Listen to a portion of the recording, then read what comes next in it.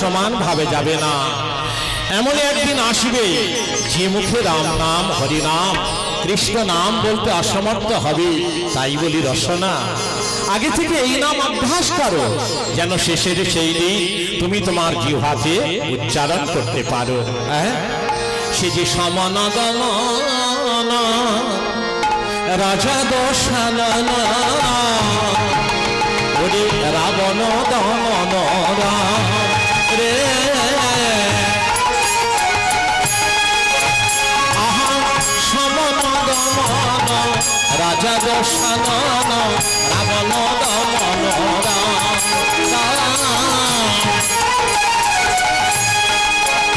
ওরে সমনকে দমন করেছিল রে, সমনকে দমন করেছিল রে, ছেড়ে লঙ্কার রাবণ রাবণ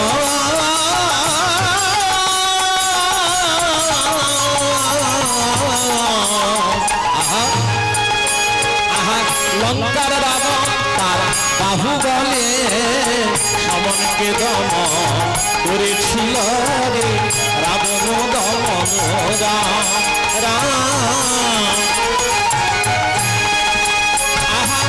সমন দমন রাজা দশানন রাবণ দমন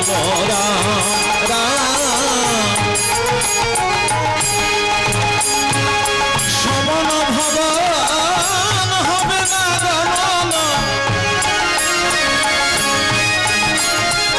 ওরে সমন ভবন ওরে রসনা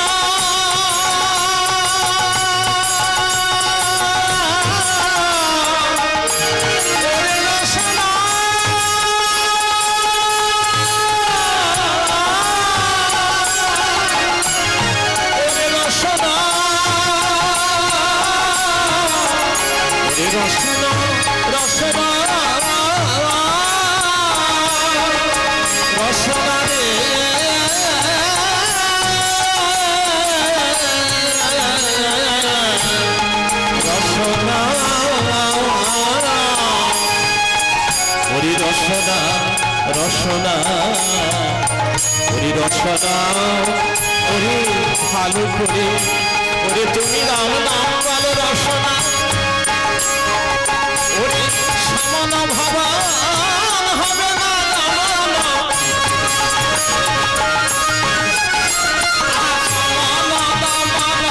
সমান ভবন হবে না যদি বলো রাম নাম, যদি বলো রাম নাম রে, যদি বলো রাম নাম, যদি বলতে পারো ওরে বদন ভরি বলতে পারো হে রাম আমি তোমার হলাম বলো, তোমার বিষয় বাসনাতে আগিয়ে হে রাম আমি তোমার হলাম বলে প্রাণ কাঁদাই বলতে পারো ওরে সুধা মাখা রাম নাম বলো বারে বার, সুধা মাখা রাম নাম, আহা সুধা মাখা রাম নাম, সুধা মাখা রাম নাম,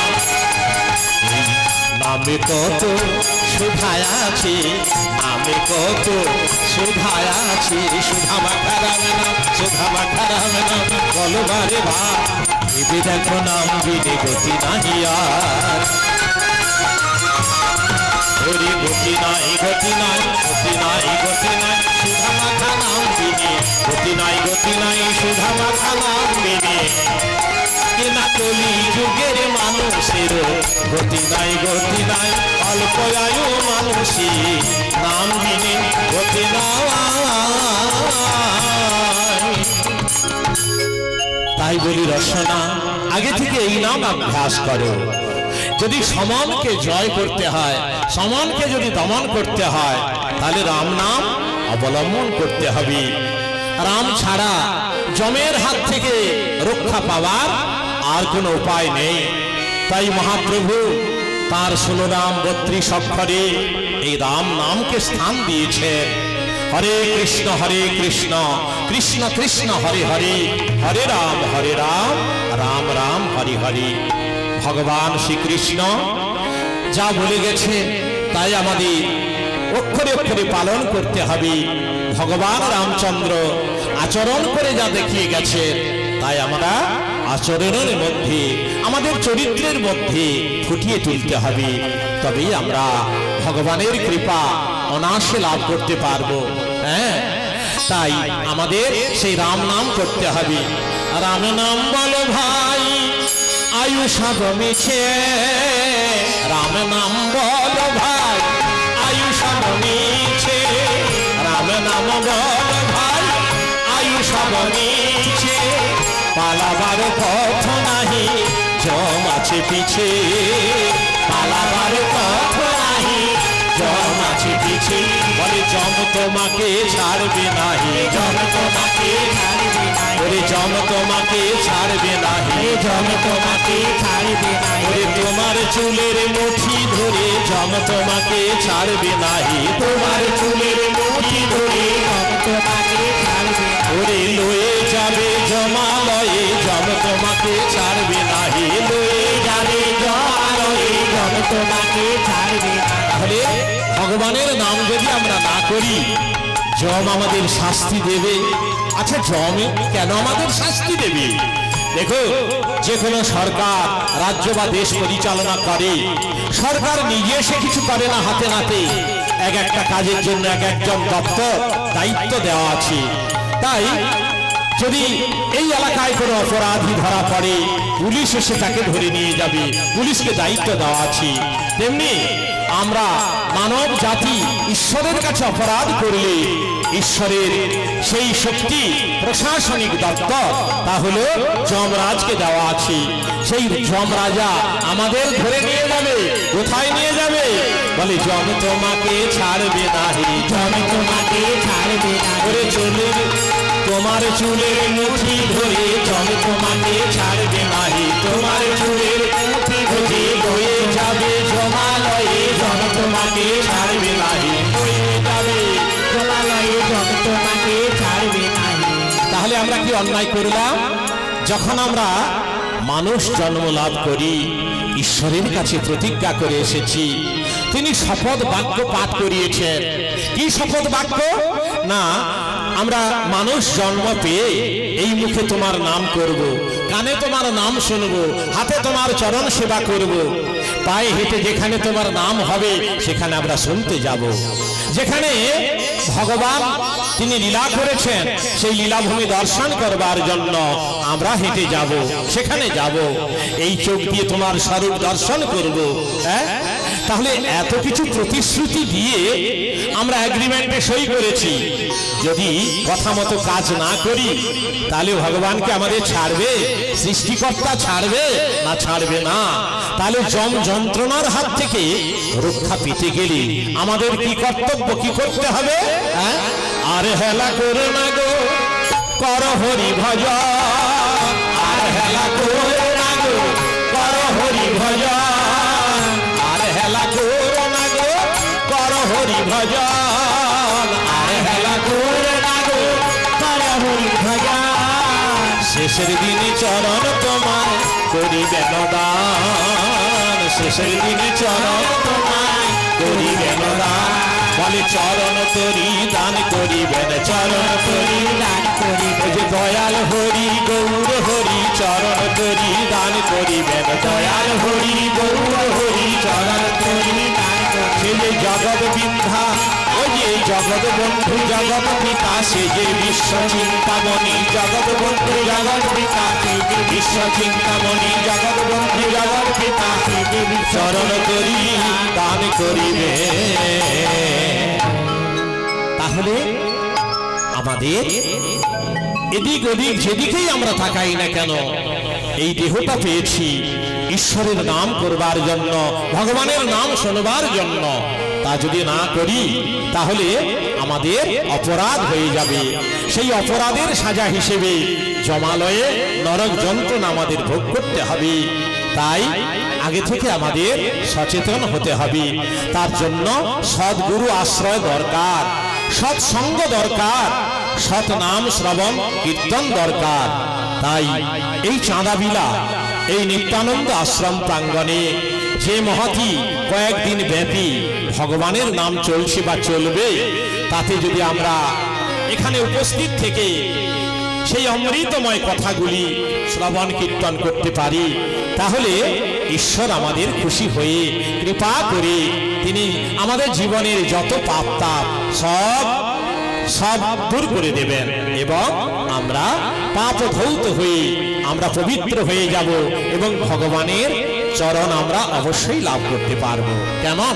তাই আমাদের সৎসঙ্গ দরকার, সাধু মুখে ভক্ত মুখে হরি কথা রাম কথা আস্বাদন করা দরকার, তবে কিনা আমরা প্রভুর কৃপা অনায়াসে লাভ করতে পারবো। যার মুখে ভাই হরি কথা নাই, তার কাছে তুমি যেও না। যার মুখে ভাই হরি কথা নাই, তার কাছে তুমি যেও না।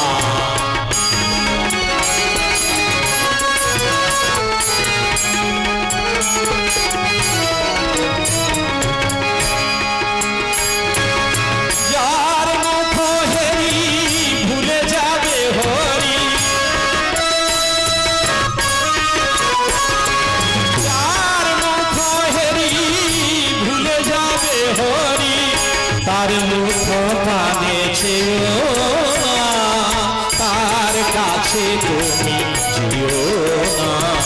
যার মুখে ভাই হরি কথা নাই,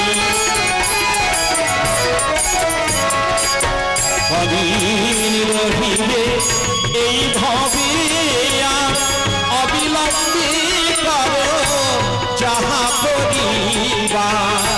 অবিন রহিবে এই ভবে অবিলম্বে করো যাহা করিবার।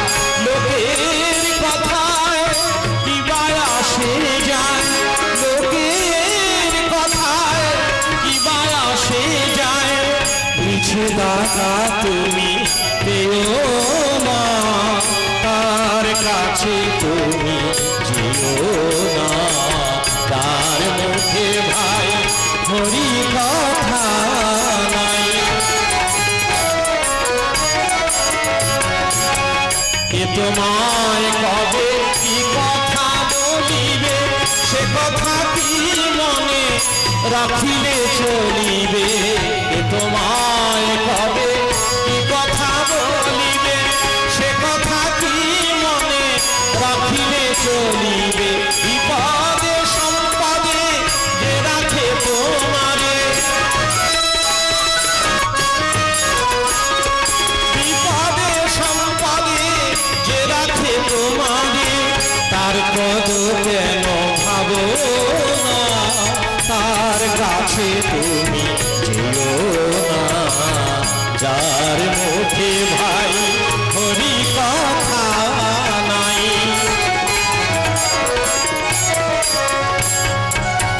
হরি কথা হরি গুণ গাও, হরি নাম রসে সদাই মকর। হরি কথা গাও হরি গুণ গাও, হরি নাম রসে সদাই মকর। হরি নাম গীতি গাও নীতি নীতি, হরি নাম গীতি গাও নীতি নীতি। অন্য গীতি তুমি পেও না, তার কাছে তুমি যেও না। যার মুখে ভাই হরি কথা নাই, তার কাছে তুমি যেও না। যার মুখ হেরি ভুলে যাবে হরি, যার মুখ হেরি ভুলে যাবে হরি। তার মুখ পানে চেয়েও না, তার কাছে তুমি যেও না। যার মুখে ভাই হরি কথা নাই, তার কাছে তুমি যেও না।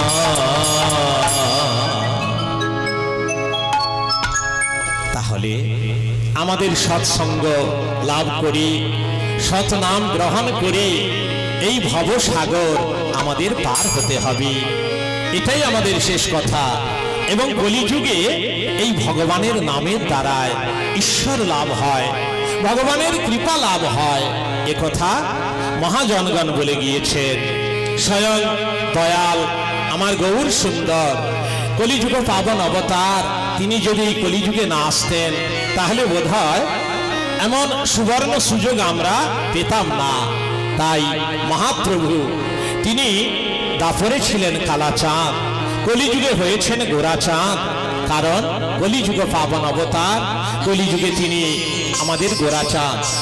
কারণ সেই দাপর যুগে রাধা গোবিন্দের লীলাতে রাধা রানী প্রেম পূজারিণী, রাধা রানী প্রেমের আকর অর্থাৎ প্রেমের খনি। হ্যাঁ, রাধা রানী যা কিছু ভগবান শ্রীকৃষ্ণকে নিবেদন করেছেন, ভগবান শ্রীকৃষ্ণ যখন দিতে চেয়েছেন রাধা রানী কিছু গ্রহণ করেননি, কিন্তু ভগবানের উদ্দেশ্যে যে যা কিছু নিবেদন করেন ভগবান অনেক কিছু তাকে ফিরিয়ে দেন, অনেক অনেক কিছু ফিরিয়ে দেন। হ্যাঁ, এটাই তার কাজ। কিন্তু রাধা রানী যখন নিবেদন করেছেন, বিনিময়ে শ্রীকৃষ্ণ কিছু দিতে চেয়েছেন, কিছুই তিনি গ্রহণ করেননি, হাত ফিরিয়ে নিয়েছেন, তখন ভগবান শ্রীকৃষ্ণ সেই ভক্তের কাছে ঋণী থেকে গেলেন। দিনের পর দিন ঋণের বোঝা বাড়তে লাগলো। ভগবান শ্রীকৃষ্ণ বললেন, দেখো রাধে, এই ঋণ শোধ করবো আমি কলিযুগে, গৌরাঙ্গ মূর্তি ধারণ করি, গোবিন্দ নামের গো, রাধা নামের রা, এই নিয়ে হব আমি গোরা। তাই কলিযুগের গৌর সুন্দর আমার হচ্ছেন ওই দাপরের কালাচাঁদ।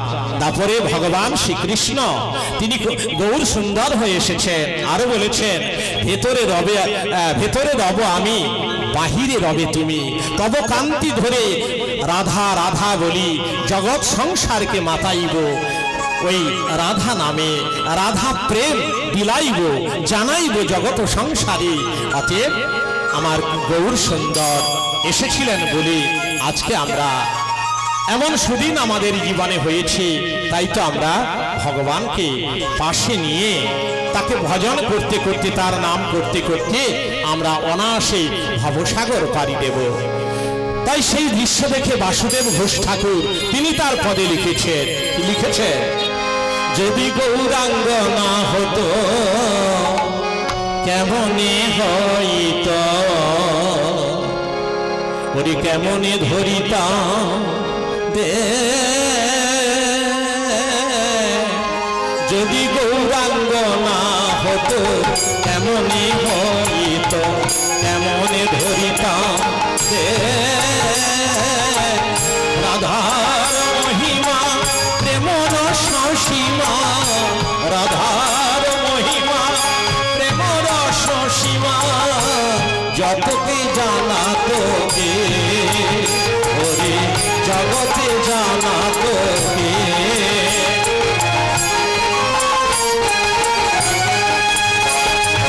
কে জানা তো রাধার মহিমা, কে জানা তো রাধার মহিমা, কে জানা তো আমার গৌর যদি না আসিত রাধার মহিমা, কে জানা তো জগতে জানা তো, কে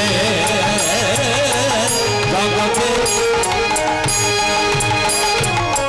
মধুর বৃন্দা বিপিন মাধুরী প্রবেশ চাতুরী,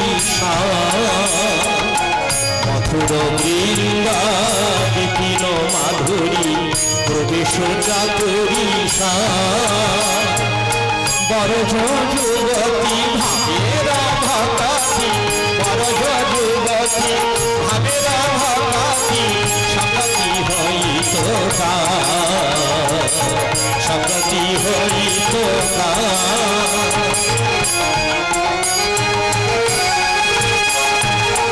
গাও গাও গুণ গৌরাঙ্গের গুণ সরল করিয়া,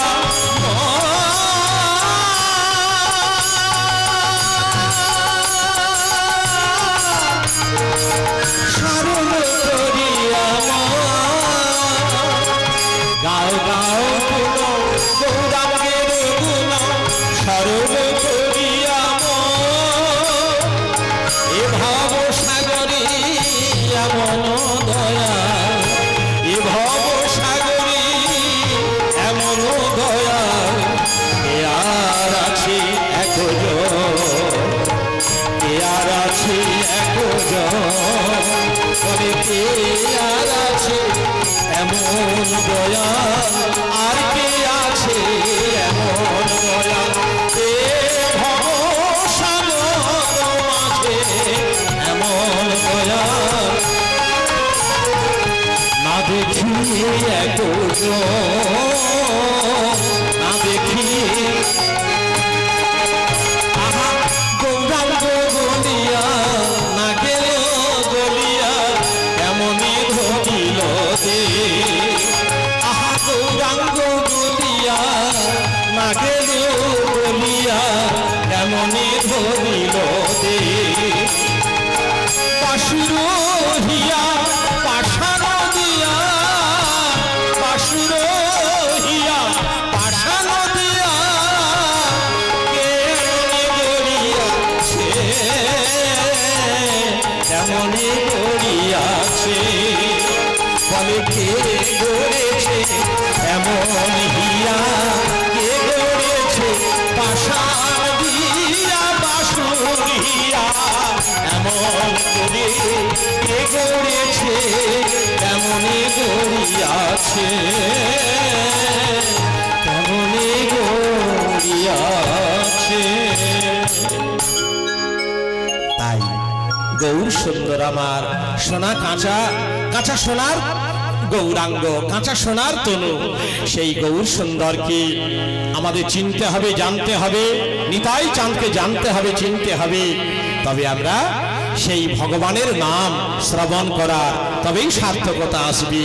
তাই চাঁদাবিলায় নিত্যানন্দ আশ্রম সেই দিকে সেই কার্যক্রমে উদ্যোগী, জনগণকে কলিযুগের যে কি ধর্ম, কলিযুগের যে কি কর্ম, এটা জানাবার জন্য মহতি এই অনুষ্ঠানের আয়োজন করেছেন।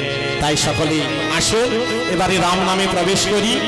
রামায়ণের সেই অনন্ত সমুদ্র রামায়ণ মহিমা, রাম মহিমা, রামচরিত কথা যা নাকি পঞ্চমুখী দেবাদিদেব মহাদেব বর্ণনা করতে অক্ষম। তাই কিঞ্চিত কোন জায়গা থেকে বলবো আমাকে বললে ভালো হয়, তো বলবেন, একটি ভজন গান করেই তারপর রামায়ণে প্রবেশ করব। প্রথমত গ্রন্থারম্ভে গ্রন্থ প্রতিপাদ্য পরম দেবতা সীতারামের যুগল চরণে প্রণাম, তদ অন্তে বশিষ্ঠ বামদেব জাবালি কৃষ্ণ বাল্মীকি কৃত্তিবাস মার্কেন্দ্রীয় প্রভৃতি মুনিবৃন্দের চরণে প্রণাম। সম্মুখস্থ ভগবদ ভক্ত পদরজ সর্বাঙ্গে অঙ্কিত করত পরম পাবনী কলুষ বিনাশিনী সুধামাখা পুণ্যময়ী রামায়ণী কথা কহি অবধীয়তা। কৈলাস পর্বতে হর পার্বতী একাশনে মহাদেবের মুখ নির্গলিত হচ্ছে রামচরিত কথা, আর ভক্তি ভরে শ্রবণ করছেন জগৎ জননী পরমা বৈষ্ণবী মা পার্বতী। মা পার্বতী শ্রবণ করছেন আর বর্ণনা করছেন স্বয়ং দেবাদিদেব মহাদেব শঙ্কর। তাই মহাদেব বলছেন যে শোনো পার্বতী, তোমার কাছে বর্ণনা করি রামায়ণী কথা, যা শ্রবণ করে পরমানন্দ লাভ করো। কৈলাসে বাবা ভোলা সিংহার ডম্বুর নিল, সীতারাম সীতারাম বলি ভোলা গান আরম্ভিল। জয় জয় রাম সিয়া রাম সিয়া রাম সিয়া রাম, জয় জয় রাম সিয়া রাম সিয়া রাম সিয়া রাম, জয় জয় রাম সিয়া রাম।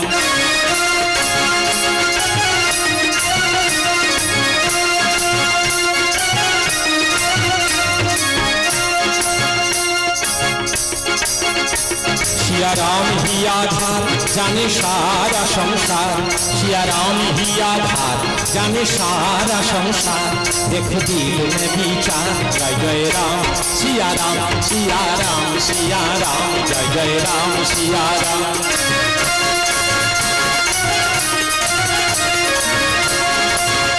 हरण धरणी के भार लिए नर के अवतार, हरण धरणी के भार लिए नर के अवतार, नमो दशरथ कुमार। जय जय राम सिया राम सिया राम सिया राम, जय जय राम सिया राम।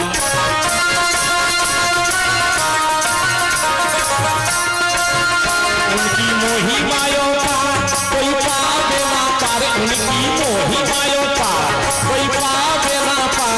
गुण गावे हजार जय जय राम सिया राम सिया राम सिया राम जय जय राम सिया राम सिया राम सिया राम सिया राम सिया राम सीताराम सीताराम सीताराम बोलते बोलते भोलानाथ गान आरम्भ करलेन। शिव बोललेन शोनो पार्वती सृष्टि यदि कागज हय अनंत यदि कलम हय समुद्र यदि दोआत हय আর গণেশ সরস্বতীতে বসে কোটি কল্পকাল ধরে লিপিবদ্ধ করে রাম মহিমা তবু তারা পরাস্ত হয়ে যায়। সমুদ্রের জল শুকিয়ে যায়। হ্যাঁ সমুদ্রের জলকে যদি কালি করা যায় সেই কালি শুকিয়ে যাবে, সমুদ্রের জল শুকিয়ে যাবে, তবে রামচরিত কথা রাম মহিমার কথা লেখা শেষ হবে না। যৎকিঞ্চিৎ বর্ণনা করি তুমি শ্রবণ করো। যদি আমার পঞ্চমুখ পঞ্চানন সকলে বলি তবে এই পঞ্চবদন রামচরিত কথা বর্ণনা করতে এই পঞ্চবদন অতি ক্ষুদ্র। পার্বতী তুমি শ্রবণ করো। মহাদেবীর শিবদনে যা উচ্চারিত হয়েছিল আমার ক্ষুদ্র বদনে কতটুকু বলবো। যেভাবে রামচন্দ্র কৃপা করে বলাবেন, গুরুদেব যেভাবে আশীর্বাদ করবেন, আর সর্বোপরি আপনারা ভক্ত মণ্ডলী যেভাবে আশীর্বাদ করবেন সেভাবে রামচরিত কথা বর্ণিত হবে। ভগবান অশেষ কৃপাময় সবার উপরে কৃপা বর্ষণ করুক এই কামনা রেখে আজকে রামায়ণ পর্ব কোন কাণ্ড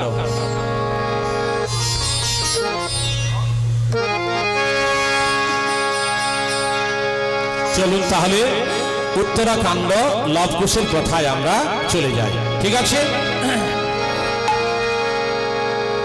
ভগবান শ্রীরামচন্দ্র যা লীলা করেছিলেন সেই লীলা মাধুর্য লীলা কথা বর্ণনা করছেন দেবাদিদেব মহাদেব শঙ্কর, আর শ্রবণ করছেন জগৎ জননী মা পার্বতী মা দুর্গা। কারণ মায়েরা মা দুর্গা যদি রাম নাম শোনেন সংসারী মায়েরা তারাও রাম নাম শুনতে আগ্রহী হবেন। কেন? রাম নাম শোনার পেছনে কারণটা কি আছে এইটা জানা দরকার। আমরা হরি নাম করি, কৃষ্ণ নাম করি, কালী নাম শিব নাম যাই করি না কেন, কেউ জয় নিতাই বলি, কেউ হরে কৃষ্ণ বলি, কেউ জয় শ্রীরাম বলি, কেউ জয় তারা বলি, অনেক কিছু আমরা অভ্যাস করে ফেলি। কিন্তু একটা কথা জানা দরকার, চরিত্রটা আমাদের ভালো হতে হবে। সেই চরিত্র ভালো করতে গেলে রামায়ণ পাশে রাখা ভীষণ দরকার। রামায়ণ এমন একটি মহাকাব্য যা শুনলে চরিত্রের পরিবর্তন হয়, সুন্দর চরিত্র হয়, কোনো খারাপ চরিত্র আদৌ মাথায় ঢুকবে না। যদি রামায়ণ শ্রবণ কীর্তন করি, যদি পঠন পাঠন করি, পিতামাতাকে কখনো আঘাত দেবে না সন্তান, পিতামাতার অবাধ্য হবে না।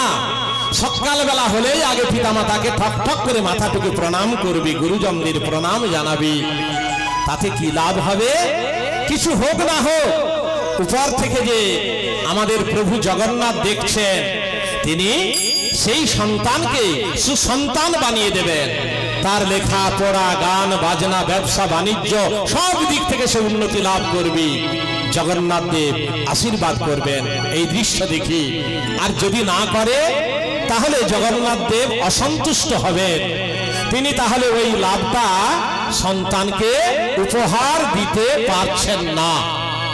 তেমনি মা একজন স্ত্রী সকালবেলা উঠে তার প্রতি দেবতার চরণে যদি মাথাটুকে প্রণাম জানায় যে সারাদিন আমি যেন তব আদেশ পালনে সক্ষম হতে পারি, সেই জগন্নাথ সেই রাধারানী তিনি দর্শন করে আশীর্বাদ করবেন যে মাগো সংসারে যতই অভাব অনটন থাক না কেন, মা অচলা মা লক্ষ্মীর কৃপায় সব কিছু ধনধান্যে তোমার পরিপূর্ণতা লাভ করবি।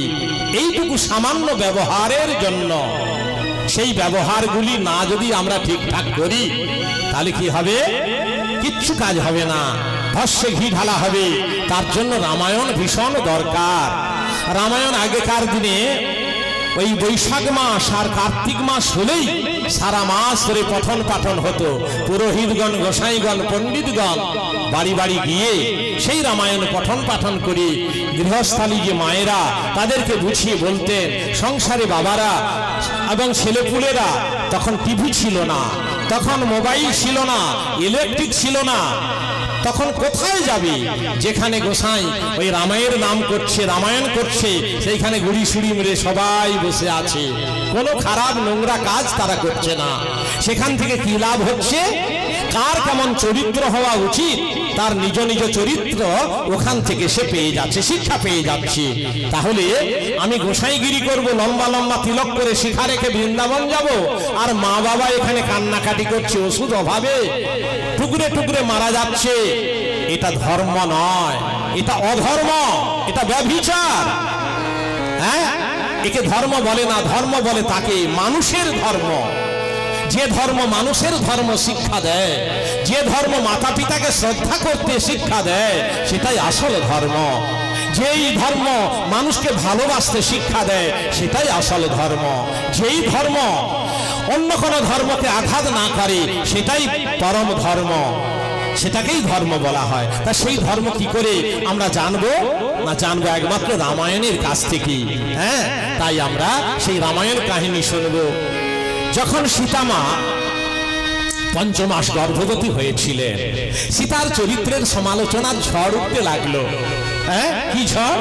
না, যে রামচন্দ্র কোন নারী যদি অসতী হয়ে যায় তাকে বর্জন করার বিধান দিয়েছেন, কিন্তু যে রাবণ অনাচারী সীতাকে চুরি করে নিয়ে গিয়ে 10 মাস তার অশোক বনে রাখলো, সেই রাবণ রাজাকে বিনাশ করে রামচন্দ্র সীতা উদ্ধার করলেন। সীতা উদ্ধার করুক, এটাই হচ্ছে বীরত্বের কাজ, এটা ভালো। কিন্তু তাই বলে তাকে একবারে রানীর আসনে, সিংহাসনটাকে একেবারে কলঙ্কিত করা, এটা ঠিক হয়নি। কারণ সীতা কলঙ্কিনী হয়েছে, অসতী হয়েছে, সেই সীতাকে রানীর আসনে বসানো, এটা ঠিক কাজ করেননি রামচন্দ্র। এই কথা যা বলেছেন, রামচন্দ্র একটা কথা প্রতিবাদ করতে পারছেন না। কেন? তিনি সংবিধান রচনা করেছেন, তিনি সংবিধানের বাইরে কিছু বলতে পারেন না। মনের দুঃখে কাতর সেই কথাটা জানতে পারলেন মা সীতা। জেনে শুনে তার প্রতিদেবতা রামচন্দ্রকে বুঝিয়ে বললেন, ওগো স্বামী, তোমার মনের ব্যথা, মনের যন্ত্রণা আমি বুঝতে পেরেছি। তোমাকে আদেশ করতে হবে না, আমি নিজেই সিদ্ধান্ত নিয়েছি। আমি এই রাজ্য ত্যাগ করে, এই প্রাসাদ ত্যাগ করে আমি বনবাসে যাব, আমি বনবাসিনী হব। আমি সেই মহামুনি মুনি বাল্মীকির আশ্রমে সেখানে দিন অতিবাহিত করব। আমার গর্ভের সন্তান সেখানেই ভূমিষ্ঠ হবে। স্বামী, তুমি আমার জন্য কাতর হইও না, আর আমি সেখানেই অবস্থান করব। সেখানেই দেখবে তোমার বংশধর, আমার গর্ভজাত সন্তান, নিশ্চয়ই তারা ভালোভাবে ভূমিষ্ঠ হবে, এবং তাই ব্যবস্থা করো। রামচন্দ্র তাই করেছিলেন। এটা হচ্ছে নারী ধর্ম, সতী ধর্ম। স্বামীকে ধর্মের হাত থেকে, মানে অধর্ম কুকর্মের হাত থেকে বাঁচানো, নরক যন্ত্রণার হাত থেকে তাকে বাঁচানো, এটা স্ত্রীর কর্তব্য, এটা সতীর কর্তব্য। এইগুলো আমাদের জানতে হবে।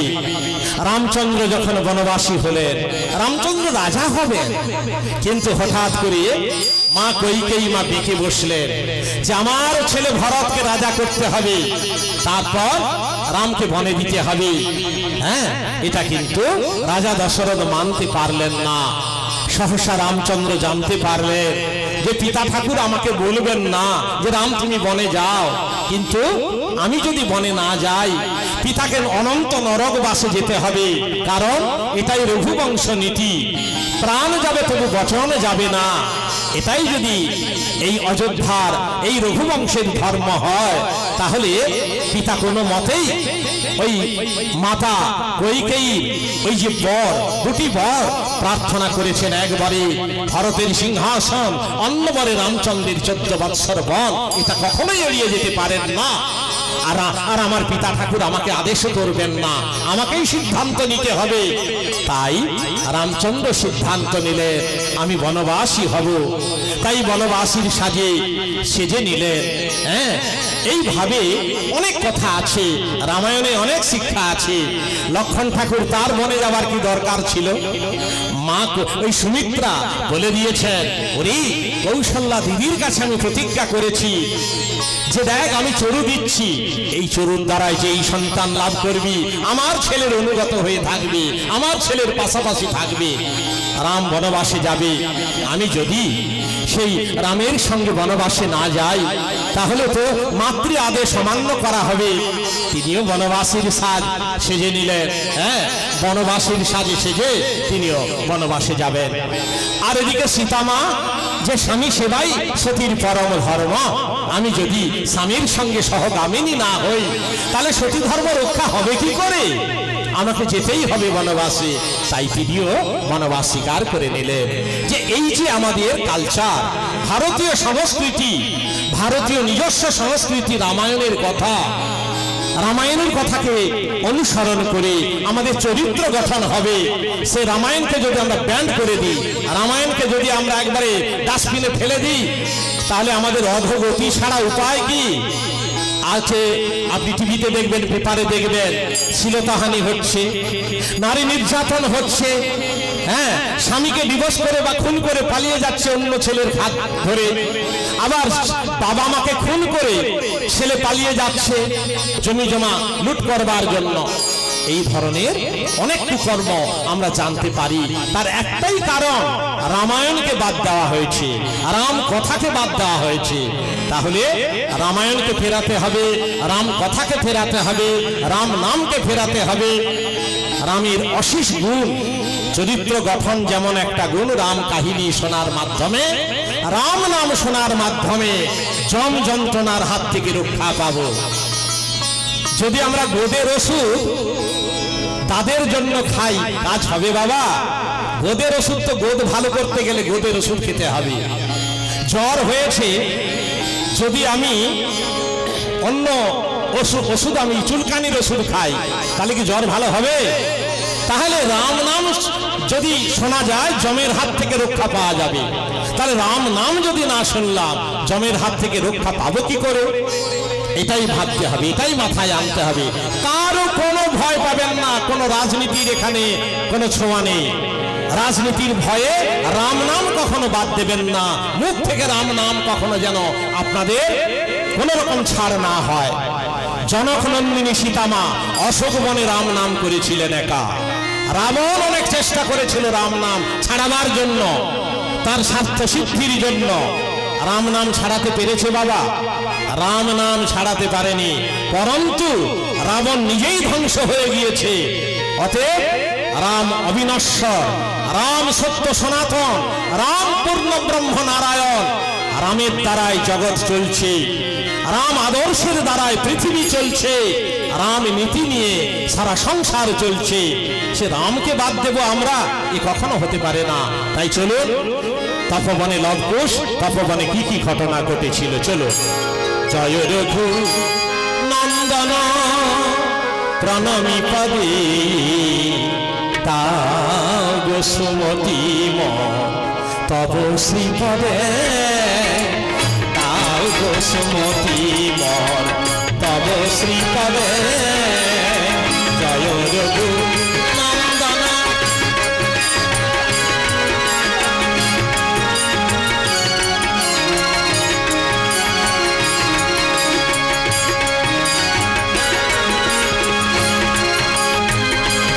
রঘু নন্দন প্রণমী পদে, দাও গো সুমতি তব শ্রীপদে।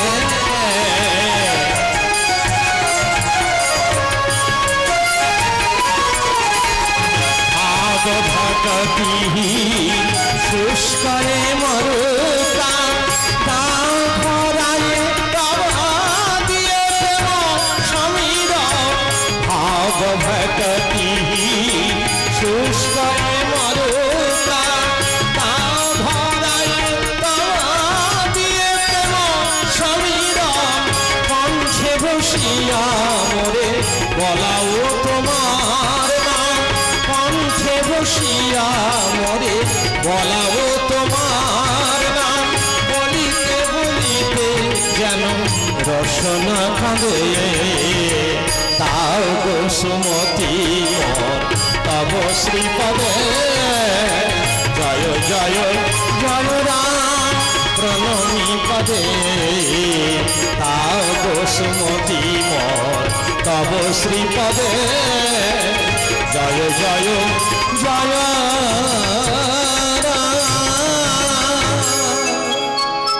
जय राम जय राम जय जय सीताराम। भगवान रामचंद्र अनंत लीला भगवान रामचंद्र रत्न सिंहासने राजा हुए बसेছেন बामे बसेছেন सीता माता रानी हुए लक्षण श्वेतछत्र धारण करे डाइने दाঁড়িয়েছেন श्वेत चामर गाजन करছেন भरत शत्रुघ्न सीताराम के पदतले भक्त हनुमान जी सीतारामेर पद सेवाय रत गुनगुन गुनगुन करे गाइছে राम सीतार जयगान। তাহলে হনুমান এখানে কি প্রমাণ করছে কি শিক্ষা দিচ্ছে হনুমান একটা বানর জাতি সে তো দাঁড়িয়ে থাকতে পারত চরণতলে কেন যে জন ভক্ত হবে সর্বদা ভগবানের চরণতলে আশ্রয় নেওয়ার সে বাসনা করবে কারণ চরণেই সবকিছু পাওয়া যায়। বড় যদি হতে চাও ছোট হও তবে আমি যদি কিছু আশা করে থাকি নত স্বীকার করতে হবে বাবা এটাই হনুমান শিক্ষা দিচ্ছে। ঝর্ণার জল ঝরতে থাকে যদি ঝর্ণার জল মাথায় নেব বলি ঝর্ণার কাছে গিয়ে মাথাটা নোয়াতে হবে তবে কিন্তু ঝর্ণার জল মাথায় পড়বে। যদি আমি বলি যে সূর্যের রশ্মিটা একটু গায়ে লাগাবো তাহলে ঘর থেকে বাইরে বেরিয়ে আসতে হবে তবে সূর্যের রশ্মি আমরা গায়ে পেতে পারবো। ঘরের ভেতরে যদি ঢুকে থাকে সূর্যের রশ্মি কি পাওয়া যাবে বাবা কখনো পাওয়া যাবে না সেগুলো হচ্ছে অহংকারের কারণ তাই আমরা ছোট হয়ে থাকবো। তো হনুমান সেখানে বসে আছে আর অযোধ্যাবাসী দলে দলে আয় রে তোরা আয় রে ছুটে আয় রে অযোধ্যায় আয় রে তোরা আয় রে ছুটে আয় রে অযোধ্যায় শ্রীরাম সীতার রূপ মাধুরী দেখবি যদি আয় শ্রীরাম সীতার রূপ মাধুরী দেখবি যদি আয় আয় রে তোরা আয় রে ছুটে আয় রে অযোধ্যায় আয় রে তোরা আয় রে ছুটে আয় রে অযোধ্যায়।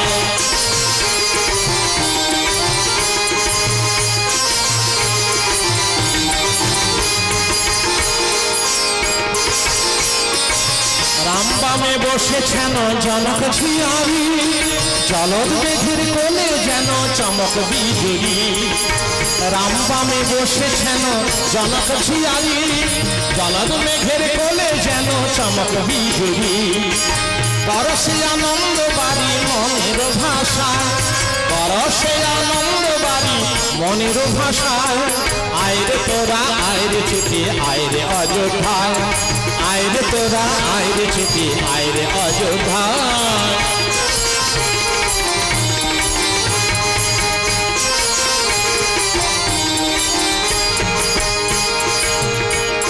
শ্বেত ছত্র ধরেছেন দক্ষিণী লক্ষ শ্বেত চামর বেজর করেন ভরত শত্রুঘ্ন ওরে শ্বেত ছত্র ধরেছেন দক্ষিণী লক্ষ শ্বেত চামর বেজর করেন ভরত শত্রুঘ্ন পদতলে হনুমান রাম গুণ গায় পদতলে হনুমান রাম গুণ গায় আয় রে তোরা আয় রে ছুটে আয় রে অযোধ্যায়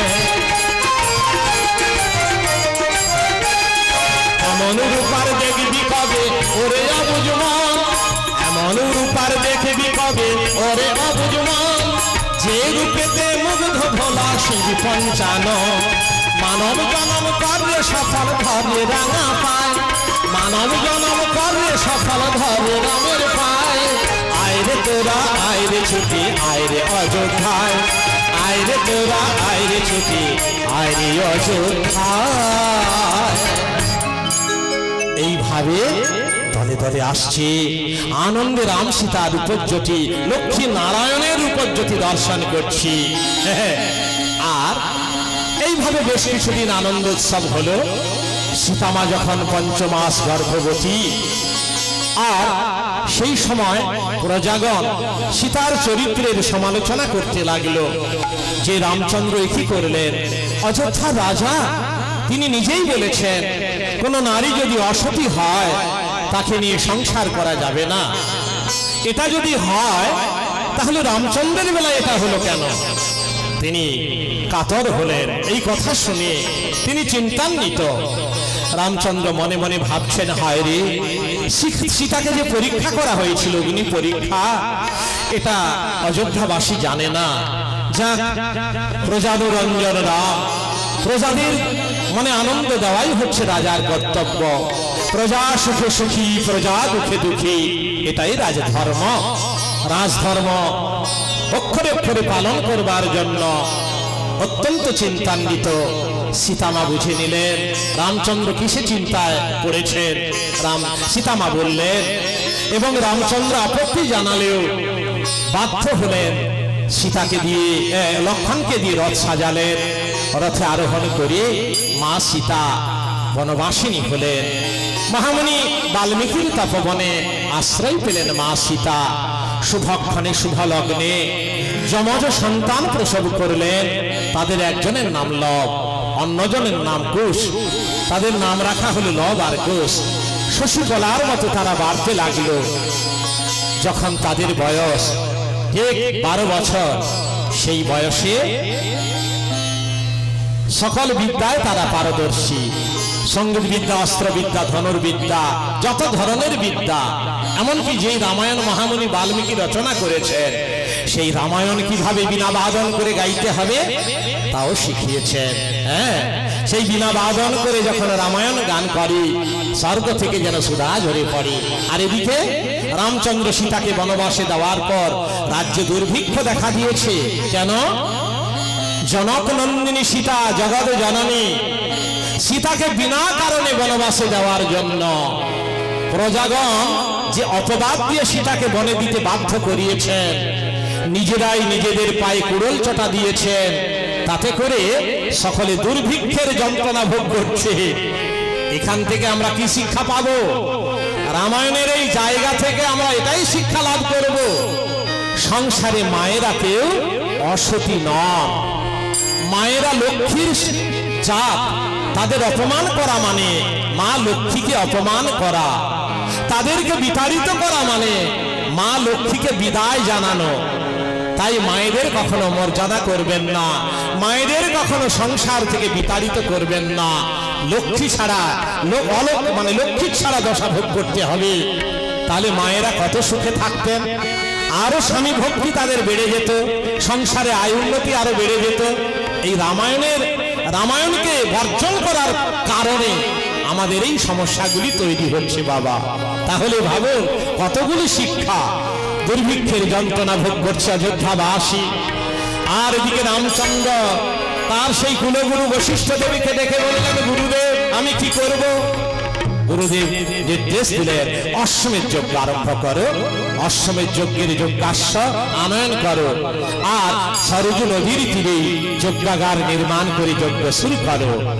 তাই দলে দলে আমন্ত্রিত মুনি ঋষিগণ আসছেন, যজ্ঞকুণ্ড ঘিরে বেদধ্বনি উচ্চারণ করছেন, বেদ মন্ত্র প্রভাবে যাবতীয় অমঙ্গল দূর করছেন। কুণ্ড ঘেরিয়া মুনিগণ, কুণ্ড ঘেরিয়া মুনিগণ, বসিলেন তারা সবে, বসিলেন তারা সবে, করিয়া আস কুণ্ড ঘেরিয়া মুনিগণ।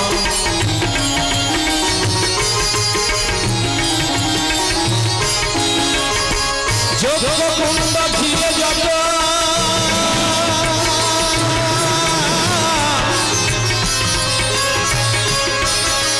মুনিগণ বসিলা, যজ্ঞকুণ্ড ঘিরে যত মুনিগণ বসিলা, একই কাল বেদ ধ্বনি তারা, একই কাল বেদ ধ্বনি করিতে লাগিল। কুণ্ড ঘেরিয়া মুনিগণ, কুণ্ড ঘেরিয়া মুনিগণ।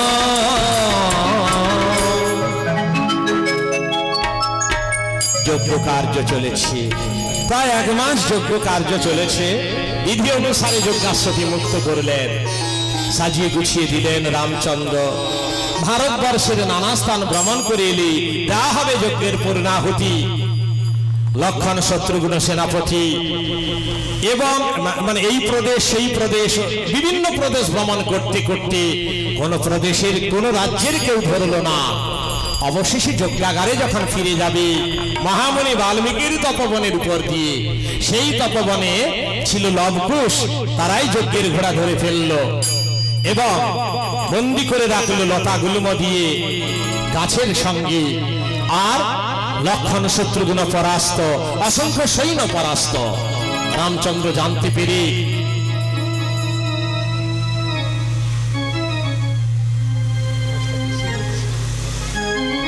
ভরতকে পাঠালেন, ভরত বন্দী হলেন। পরে আবার ওই হনুমান গেল, তিনিও পরাস্ত। এইভাবে শ্রীরামচন্দ্র ভাবলেন আমাকে নিজেকেই যেতে হবে, তাই রামচন্দ্র নিজেই চলেছেন। সৈন্যগণ সুসজ্জিত রণসাজে, রামচন্দ্র সুসজ্জিত, রাম সৈন্যগণ রণহুঙ্কার ধনুটঙ্কারে শব্দ করতে করতে চলেছেন।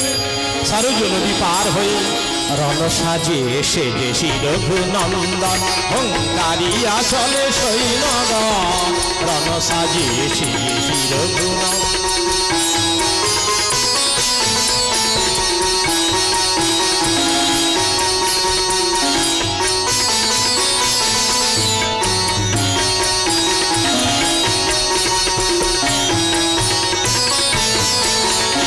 চলে রঘুমনি কাঁপিছে ধরণী, চলে রঘুমনি কাঁপিছে ধরণী, শুনলে কাঁপিছে দেবগণ হুঙ্কারিয়া চলে সৈন্যগণ রণসাজে সেজে রঘুনন্দন, হুঙ্কারিয়া চলে সৈন্যগণ। স্বভাব সরল কুসুম কমল, মানস চঞ্চল নব দুর্বাদল। স্বভাব সরল কুসুম কমল, মানস চঞ্চল নব দুর্বাদল। সুজনে পুরস্কার পূজনে তিরস্কার করে, সুজনে পুরস্কার পূজনে তিরস্কার। কোমল হৃদয়ে করিয়া পাষাণ, হুঙ্কারিয়া চলে সৈন্যগণ রণসাজে সেজে রঘুনন্দন, হুঙ্কারিয়া চলে সৈন্যগণ। তুমুল সংগ্রাম করবার জন্য রণহুঙ্কার ধনুটঙ্কারে শব্দ করতে করতে এগিয়ে চলেছেন রামচন্দ্র। শব্দ শুনে স্তব্ধ হয় যত মুনিগণ, রাম সৈন্যগণ এলো বুঝি করে পলায়ন। তত মুনির ঋষিগণ তারা ধরে ধরে পালিয়ে যাচ্ছেন। তাদের মধ্যে ধ্যান সিদ্ধ ঋষি ত্রিজট, সেই ত্রিজট ঋষি অন্যান্য মুনি ঋষিদের এই অবস্থা দেখে তিনি বললেন তিষ্ঠ তিষ্ঠ তিষ্ঠ তিষ্ঠ, দাঁড়াও দাঁড়াও দাঁড়াও। মুনিগণ তোমরা কোথায় যাচ্ছ? মুনি বল ওই রামচন্দ্রের রণহুঙ্কার ধনুটঙ্কারের শব্দের ভয়ে, শব্দের ভয়ে। শোনো শোনো শোনো শোনো মুনিগণ, রামচন্দ্র কে তা বুঝি তোমরা কেউ জানো না? পূর্ণ ব্রহ্ম নারায়ণ তিনি দুষ্টের দমন শিষ্টের পালনের জন্য এসেছেন ধরাধামে রামরূপ পরিগ্রহ করি। সেই ভগবানের ভয়ে আমরা কোথায় লুকবো? তিনি কোথায় বা নেই? আকাশে বাতাসে পার্বত কন্দরে সাগর মন্দরে পথের প্রত্যেকটি ধূলিকণার সঙ্গে রাম শক্তি মিশ্রিত। রাম যদি ইচ্ছে করে কাউকে মারবে বলে কারু বাবার সাধ্য নেই তাকে রাখে। রাম যদি বলে আমি রক্ষা করব, কারু বাবার সাধ্য নেই তাকে মারে। তাই চলো মনে ঋষিঘর সে রামের কাছে যাই, চলো। তিনি কেনই বা রণহুঙ্কার ধনুটঙ্কারে শব্দ করতে করতে আসছেন। তাই চলুন ঋষিবর। এই বলে যত মুনি যত ঋষি সকলে দলবদ্ধ ভাবে চলেছেন যেখানে রামচন্দ্র, এবং রাম জয়ধ্বনি দিতে দিতে জয় রঘুপতি রামচন্দ্রের জয়, জয় রঘুপতি রামচন্দ্রের জয়, জয় নররূপী নারায়ণ রামচন্দ্রের জয়। জয় রঘুপতি মধুর মূরতি, রাম নামে মতি মাতনারে। জয় রঘুপতি মধুর মূরতি, রাম নামে মতি মাতনারে।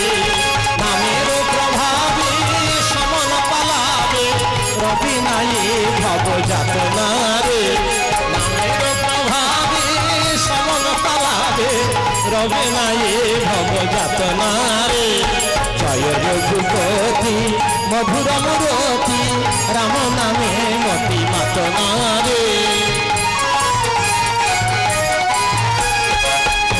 নাম সাগরে এ দেহ তারানি ভাসাইয়া রাখো দিবস রাজানি।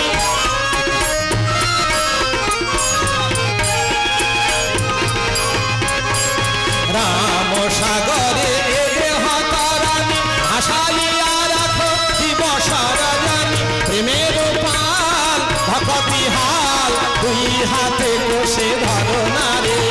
প্রেমের পাল ভকতি হাল দুই হাতে বসে ধরো না রে। ওরে মূঢ়মতি মোর কিসের ভাবনা তো শ্রী গুরু কল্পতরু শরণারে। ওরে মূঢ়মতি মোর কিসের ভাবনা তো শ্রী গুরু কল্পতরু শরণারে। জয় রঘুপতি মধুর মূরতি রাম নামে মতি মাতনা রে।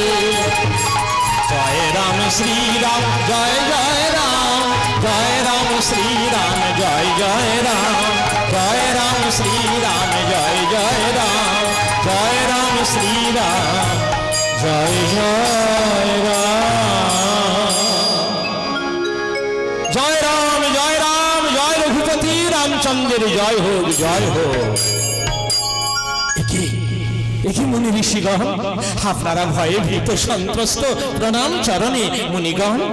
বাবা আমাদের প্রণাম করে তুমি অপরাধী করো না বাবা। তোমার প্রণাম নেওয়ার যোগ্য আমরা নই বাবা। আমরা একটা কথা জানতে এসেছি, এই বিপুল সৈন্যবাহিনী নিয়ে এই তপবনে আসবার উদ্দেশ্য কি এটা বলো দয়াময়। হে মুনিগণ আপনারা কি জানেন না আমি যজ্ঞ আরম্ভ করেছিলাম অশ্বমেধ যজ্ঞ। সেই যজ্ঞাশ্ব মুক্ত করায় ভারতবর্ষের নানা স্থান ভ্রমণ করে এই মহামুনি বাল্মীকির তপবনে দুইটি মুনি বালকের করে বন্দী হয়েছে আমার যজ্ঞের ঘোড়া। আমার ভাইয়েরা আমার সৈন্যগণ সকলে পরাজিত। না না না না অন্য কোথাও কেউ ধরেছে দেখো বাবা ঠাকুর। তোমার যজ্ঞাশ্ব ধরবে আমাদের এই তপবনে এমন কারো সাহস বা সাধ্য হবে না। ঋষিগণ আমি মিছে কথা বলছি না। বালক দুটি নাকি দেখতে কিছুটা আমারই মতো। হতে পারে হতে পারে ঠিক তোমারই মতো দুটি ঋষি বালক। হ্যাঁ তুমি যেমন এক রাম দাঁড়িয়ে আছো, তাদের দেখলে মনে হবে দুটি রাম দাঁড়িয়ে আছে পাশাপাশি। মহামুনি বাল্মীকির আশ্রিত তারা যদি ধরে থাকে বিনা যুদ্ধ অশ্বমুক্ত করবার ব্যবস্থা করব। তুমি একটু অপেক্ষা করো না। রামচন্দ্রকে এইভাবে সান্ত্বনা বাক্যে শান্ত করে মুনি ঋষিগণে চললেন যেখানে লবকুশ। আর এখানে লবকুশ কোথায়? যে বট বৃক্ষের সঙ্গে ঘোড়া বেঁধেছে, হ্যাঁ ভরত লক্ষণ শত্রুঘ্নকে জয় করেছে। আর মনের আনন্দে সেই বট বৃক্ষের তলায় শ্যামল ঘাসের উপরে নাচছে, মনের আনন্দে নাচছে। হ্যাঁ মনোহর সেই শ্যামল ঘাসে ফেলিয়া চরণ। মনোহর সেই শ্যামল ঘাসে ফেলিয়া চরণ। তাদের নয়ন পালক, তাদের নয়ন পালক হাসির ঝলক আলো তপবা। তাদের নয়ন পালক হাসির ঝলক আলো তপবা। মনোহর সেই শ্যামল ঘাসে ফেলিয়া চরণ। মনোহর সেই শ্যামল ঘাসে ফেলিয়া চরণ। তাদের গমনে মন পাগল করা আর বদনেতে সুধা ঝরা। তাদের গমনে মন পাগল করা বদনেতে সুধা ঝরা। সীতা মায়ের নয়ন তারা মায়ের জীবন ধাম।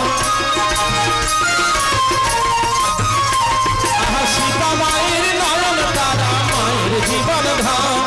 মনোহর সেই শ্যামল ঘাসে ফেলিয়া চরণ। মনোহর সেই শ্যামল ঘাসে ফেলিয়া চরণ। মনের আনন্দে নাচছে লব একটু নিরীহ, কুসু ভারী চালাক।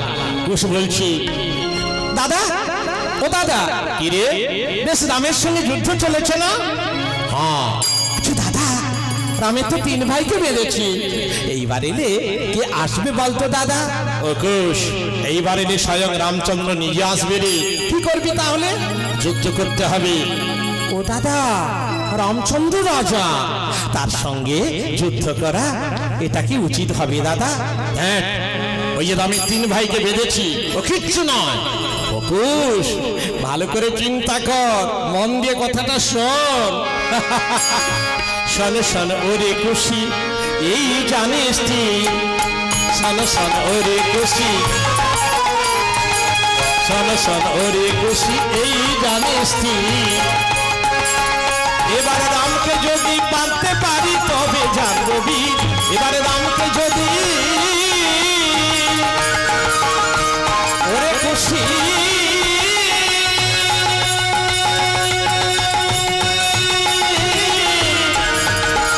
ওরে খুশি,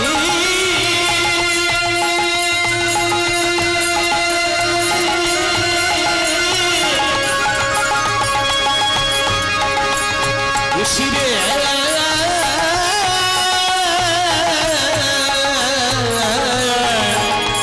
ওরে খুশি,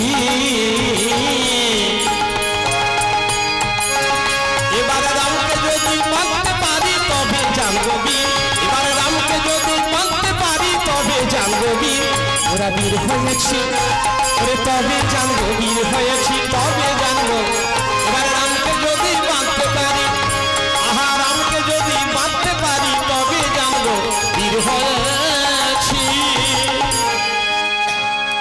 দাদা, ও দাদা, তা পারবো না কেন? রাম তো দূরের কথা, রামের বাবা এলেও তাকে ছাড়বো না। আচ্ছা দাদা, আচ্ছা আচ্ছা, রামকে বেঁধে তারপর কি করবি দাদা? সে আমি মনে মনে ঠিক করে রেখেছি ভাই। বল না, তারপর কি করবি? তারপর তবে শোন, রামকে বেঁধে অযোধ্যাতে আমি রাজা হব, রামকে বেঁধে অযোধ্যাতে। দাদা, আরে ও কুশ, ভালো করে শোন, শোনে রামকে বেঁধে অযোধ্যাতে আমি রাজা হব, জনম দুঃখিনী মাকে নিয়ে রাজমাতা করিব, আমাদের দুঃখিনী সীতা মাকে নিয়ে রাজমাতা করিব, দুঃখিনী সীতা মাকে নিয়ে সেদিন অন্ন খাবো, আহা অন্ন খাবো, উদারে পুরি অন্ন খাবো, ওরে ফল জল খেতে হবে না রে,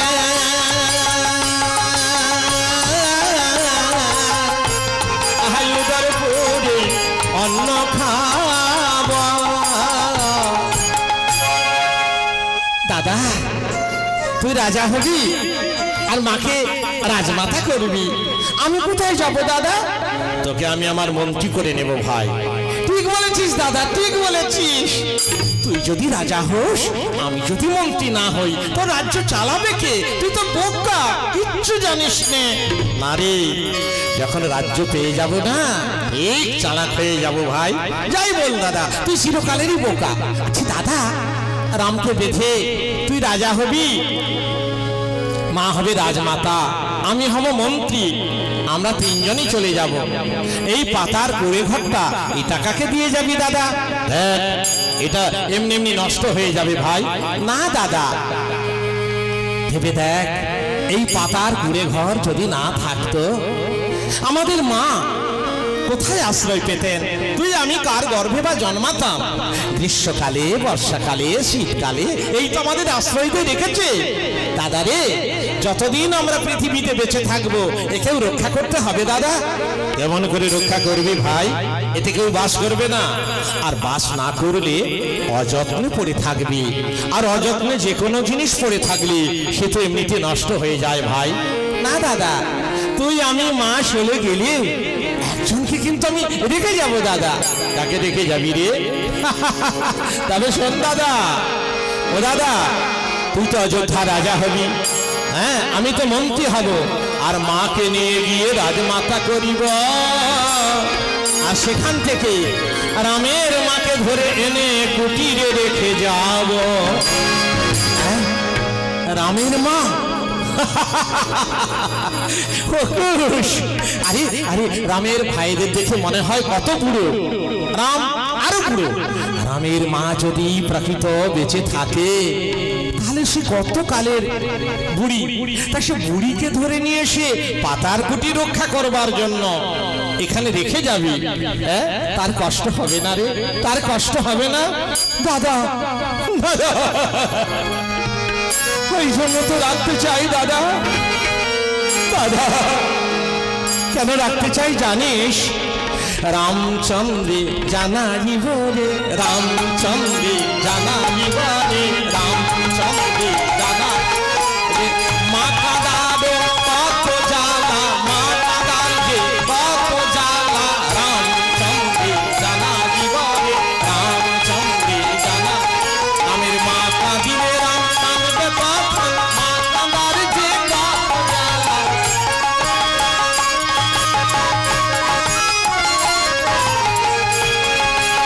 রামচন্দ্রে জানাইব রে।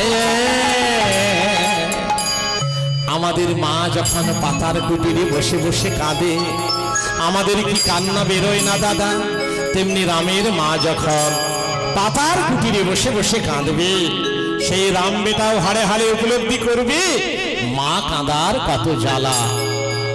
দাদা ও দাদা, হ্যাঁ ভাই, ছেঁড়া মাদুরে শুয়ে লাখ লাখ টাকার স্বপ্ন দেখছিস?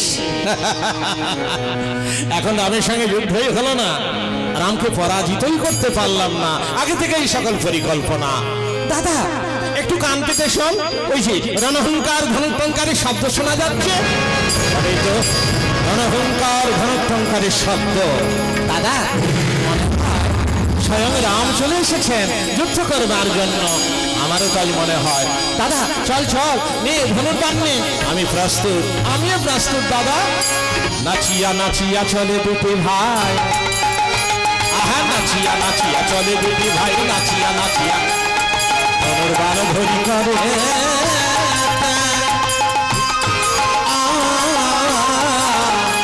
আহা ধনুর্বাণ ধরি করে। নেচে নেচে যায় গো, নেচে নেচে, আহা নাচিয়া নাচিয়া চলে দুটি ভাই, নাচিয়া নাচিয়া তারা নেচে নেচে যায় গো। ওই যে ধনুর্বাণ ধরি করে, নেচে নেচে যায় গো, ধনুর্বাণ ধরি করে, নেচে নেচে। ওই যে ধনুর্বাণ, ওই যে ধনুর্বাণ ধরি করে, নেচে নেচে যায় গো। আনন্দে নেচে নেচে চলেছে লবকুশ রামের সঙ্গে যুদ্ধ করবার জন্য। হ্যাঁ, আর আর পথিমধ্যে ঋষিদের সঙ্গেও দেখা হলো। ঋষিগণ অনেক চেষ্টা করলেন বাধা দিয়ে আটকাবার জন্য, কিন্তু না, তাদের সেই দৃঢ় প্রতিজ্ঞ যে রামের সঙ্গে যুদ্ধ করতেই হবে, রামকে বোঝাতে হবে। ঘোড়ার কপালে লিখেছে, যেই জন বীর বংশে বীর পুত্র হবে সেই জন ঘোড়া ধরবে, এটাই ছিল লেখা। তাই তারা ধরেছে রামকে উপযুক্ত শিক্ষা দেওয়ার জন্য বানে বানে। তাই তারা এগিয়ে চলেছে। নাচিয়া নাচিয়া চলে দুটি ভাই, নাচিয়া নাচিয়া ধনুর্বাণ ধরি করে। যাইতে যাইতে, আহা যাইতে যাইতে, যাইতে যাইতে রামের সঙ্গে দেখা হয়ে গেল পথেতে, যাইতে যাইতে রামের সঙ্গে দেখা হয়ে গেল পথেতে। দাঁড়ালো তারা, থামলাকিয়ে দাঁড়ালো তারা, আমার সীতা মায়ের নয়ন তারা, আহা সীতা মায়ের নয়ন তারা, থামলাকিয়ে দাঁড়ালো তারা। লবকুশ থমকে দাঁড়ালো, রামচন্দ্র অদূরে। রামচন্দ্র দেখেই চমকে উঠলেন। আর এদিকে লবকুশ, দাদা দাদা আর এগোসকে, ওই যে নবদুর্বাদন শ্যামল। দাদা মশাই, বাল্মীকি রামের ওই ওই ওই রূপ বর্ণনা করতেন। নবদুর্বাদন শ্যামল কমল দলদলিতাঙ্গ রামচন্দ্র, ইনি তো তিনি, ইনি সেই অযোধ্যা রাজা। দাদা আর এগুলো চলবে না, ওই তো রাম। আমারও তাই মনে হয় ভাই। আচ্ছা দাদা, ঠিক আছে, কি বলবে বলুন, কিছু কথা বলতে চাইছে। এদিকে রামচন্দ্র লবকুশকে দেখেই চমকিত হলেন। মন্ত্রীবরকে দেখে মন্ত্রীবর দেখো দেখো কেমন দুটি বালক এসে আমার সামনে দাঁড়িয়েছে। মারি মারি কি অপূর্ব রূপজ্যোতি দুটি বালক। বিশ্বের যত রূপের আসি বিধাতা বুঝি এদের অঙ্গে ঢেলে দিয়েছেন। কি সুন্দর কি সুন্দর কি সুন্দর কি বা সুন্দর রূপ মনোহর কাঞ্চন বরণ জিনিয়া।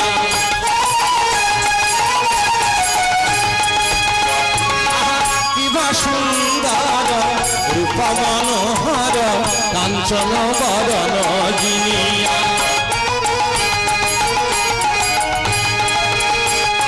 এদের করিবার শান জুড়ায় মায়া, এদের করিবার শান জুড়ায় মায়া। অপরূপ রূপ হেরিয়া অপরূপ রূপ হেরিয়া অপরূপ রূপ হেরিয়া। নয়ন জুড়ায় যায় গো হেরিলে নয়ন জুড়ায় যায় গো। অপরূপ সেই রূপ মাধুরী হেরিলে নয়ন জুড়ায় যায়।